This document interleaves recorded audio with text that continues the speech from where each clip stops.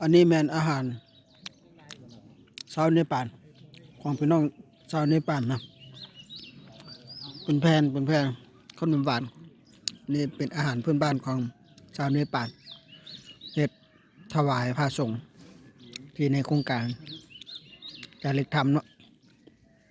มื้อนี้ก็เป็นมื้อที่3ที่ได้สั่นอาหารพื้นบ้านชาวเนปาลก็ได้สั่นข้าวบรรทุกมาย่าแล้วก็ทางเมื่อวานนี้แม่นเอิ้นปะตีบ่หรือเอิ้นมันนะปะตีอาหารพื้นบ้านชาวเนปาลเนาะ